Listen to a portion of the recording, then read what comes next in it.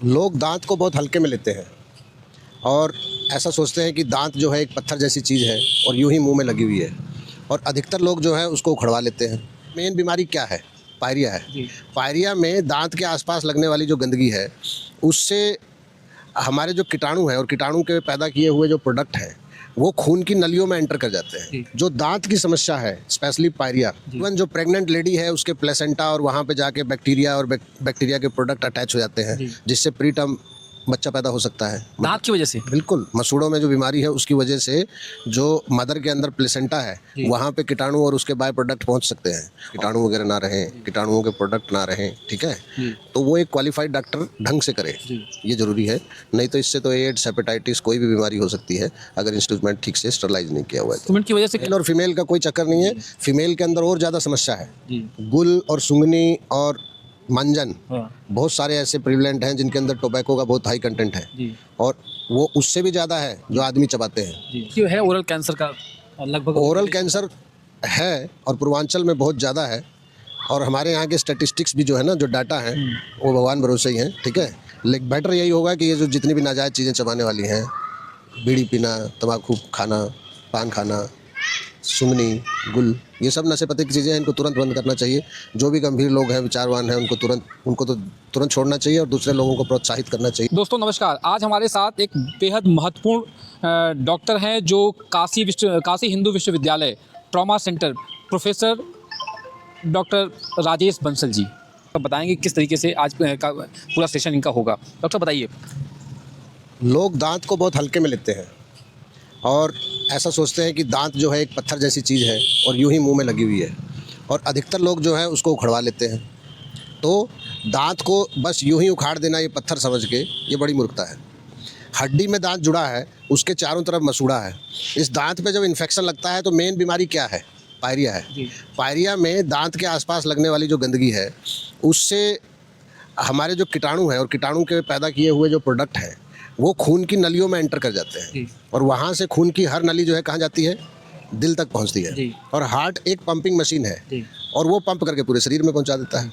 तो जो दांत की समस्या है, स्पेशली पायरिया या ऐसी कोई भी इन्फेक्शन वाली चीज़, इन्फ्लामेशन वाली चीज़, जिसकी वजह से हड्डी या फिर मसूड़ा या सॉफ्ट टिश्यू जहाँ पे खून की बारीक नालियाँ हैं, वहाँ तक कीटाणु पहुँच सकते हैं। तो वो कीटाणु एक बार उसके अंदर जाने के बाद या इन्फ्लामेशन के मीडिएटर्स वहाँ पैदा होने के बाद वो एक जगह नहीं रुकते हैं, वो पूरे शरीर में जा सकते हैं। दिमाग में जाके वो खून की नालियों में दिक्कत कर सकते हैं, थ्रोम्बस बना सकते हैं, थ्रोम्बोएम्बोलिज्म बोलते हैं, जिससे स्ट्रोक तक हो सकता है।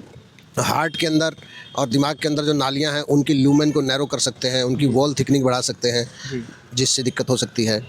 इवन जो प्रेग्नेंट लेडी है उसके प्लेसेंटा और वहाँ पे जाके बैक्टीरिया और बैक्टीरिया के प्रोडक्ट अटैच हो जाते हैं, जिससे प्री टर्म बच्चा पैदा हो सकता है दांत की वजह से। बिल्कुल, मसूड़ों में जो बीमारी है उसकी वजह से जो मदर के अंदर प्लेसेंटा है वहाँ पे कीटाणु और उसके बाय प्रोडक्ट पहुँच सकते हैं, और उसकी वजह से एमनियोटिक जो मेम्ब्रेन है वो रप्चर होकर उसका अर्ली डिलीवरी हो सकता है। और ऐसे बच्चे जो प्री टर्म होते हैं और जिनका बर्थ वेट कम रहता है 3 किलो से कम, तो उनके अंदर रिलेटिवली जीवन में समस्याएं ज़्यादा पैदा होने की संभावना है। ये आप लोग खुद पढ़ सकते हैं तो लिटरेचर। दांत की वजह से बच्चे जो होने वाला बच्चा है उसमें परेशानी आना और उसको अर्ली बच्चा जब पूरा 9 महीना पेट में रहता है तो बड़ी फास्ट उसकी ग्रोथ चल रही होती है। अगर वो 1 महीना पहले डिलीवरी हो गई, 2 महीना पहले हो गई, तो आप लोग देखते हैं कि वो 2 किलो का बच्चा पैदा हो गया है। बच्चे की डिलीवरी जो है दांत की वजह से जल्दी होना, ये बड़ा पायरिया हो गया है, मसूड़े में ये हो गया है, उससे जो इन्फेक्शन है वो खून की नाली के जरिए हार्ट में जाता है, उसके बाद वहाँ प्लेसेंटा तक पहुँच सकता है उसमें सर्कुलेशन के जरिए, और फिर वहाँ पे दिक्कत करता है। दांत को जो एस्टेब्लिश्ड है, ये मैं नहीं कह रहा हूँ, ये ऑलरेडी एक एस्टेब्लिश्ड फैक्ट है, रिसर्च में है ऐसा। हाँ बिल्कुल, anybody can search it, this is a standard literature now. अच्छा, दांत को लेकर के जो एक सड़क किनारे लोग पहले एक परंपरा चलती थी, आज भी बहुत सी जगहों पे गाँव में तमाम इस तरह के पेशेंट आते होंगे कि राह चलते कहीं भी दांत को उखड़वा लिया है, उससे क्या समस्या होती है और क्या करना चाहिए लोगों को? नहीं, दांत उखाड़ना तो एक माइनर सर्जरी है, और इंस्ट्रूमेंट को स्टरलाइज करना यानी कि निर्जीवीकरण करना, उसमें कोई कीटाणु वगैरह ना रहें, कीटाणुओं के प्रोडक्ट ना रहें, ठीक है, तो वो एक क्वालिफाइड डॉक्टर ढंग से करे, ये ज़रूरी है।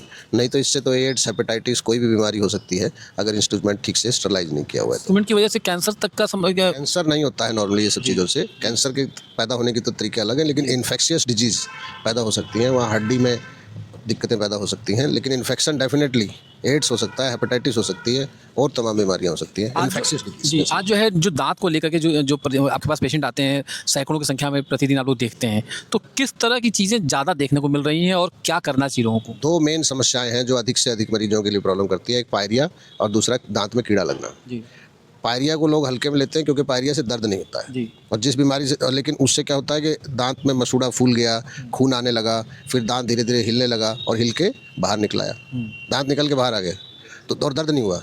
तो दर्द ना होना, काश की पायरिया में भी दर्द होता तो आदमी जाके इलाज करवा लिया होता। पायरिया का इलाज क्या है कि वो टार्टर और जो प्लाक लग जाता है दांत के ऊपर, उसको साफ़ ही करना था, लेकिन समय से साफ़ नहीं करा रहा क्योंकि मरीज़ को पता ही नहीं है। जबकि पायरिया के भी कुछ लक्षण हैं, लेकिन मरीज़ उसमें नॉर्मली ध्यान नहीं देते हैं। मुंह में से बदबू आना, जैसे मसूड़ा फूल जाना, लाल हो जाना, उसमें खून आना, लेकिन पायरिया में दर्द नहीं होता है। ये पायरिया की एक ख़राब बात है, दर्द ना होना। काश कि उसमें दर्द होता तो उसकी डैमेज रुक सकता था।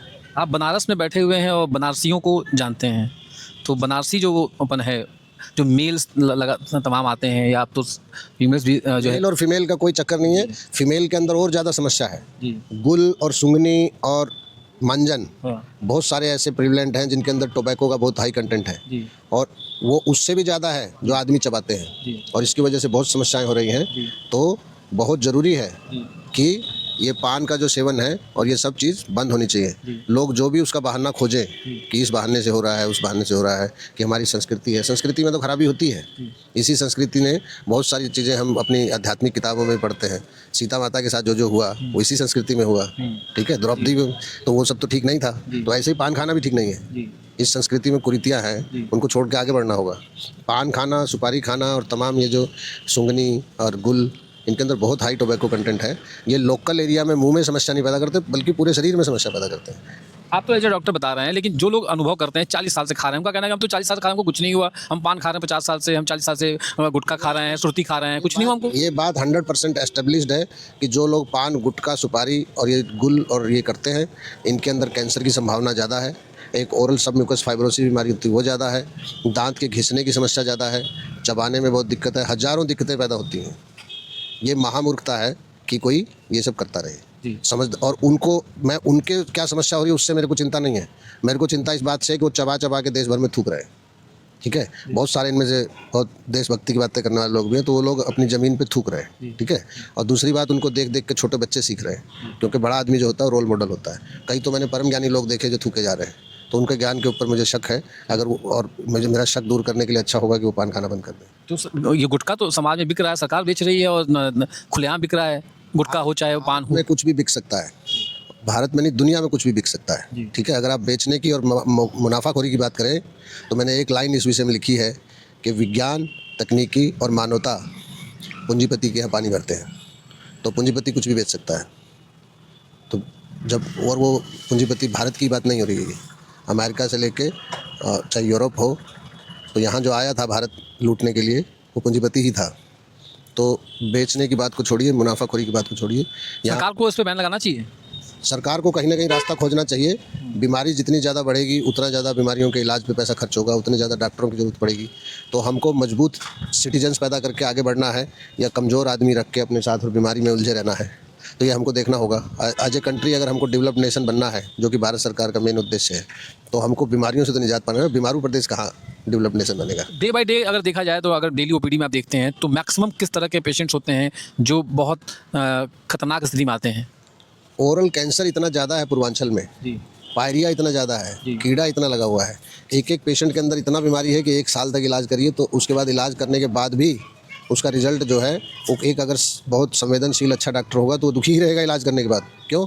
क्योंकि मरीज़ का आउटकम अच्छा, मतलब 100% हमने अच्छा कर दिया, ये होगा ही नहीं। क्यों? क्योंकि बीमारी ने हालात ऐसे पैदा कर दिए हैं।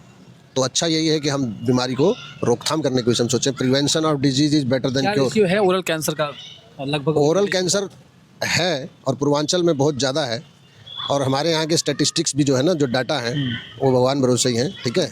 लेकिन पूर्वांचल में बहुत कैंसर है, ओरल सबम्यूकस फाइब्रोसिस है, वाइट पैच है, रेड पैच है, और समस्याएं हैं। तो बेटर यही होगा कि ये जो जितनी भी नाजायज़ चीज़ें चबाने वाली हैं, बीड़ी पीना, तंबाकू खाना, पान खाना, सुंगनी, गुल, ये सब नशे पत्ते की चीज़ें हैं, इनको तुरंत बंद करना चाहिए। जो भी गंभीर लोग हैं, विचारवान हैं, उनको तो तुरंत छोड़ना चाहिए और दूसरे लोगों को प्रोत्साहित करना चाहिए ताकि हम एज ए नेशन आगे बढ़ पाएँ।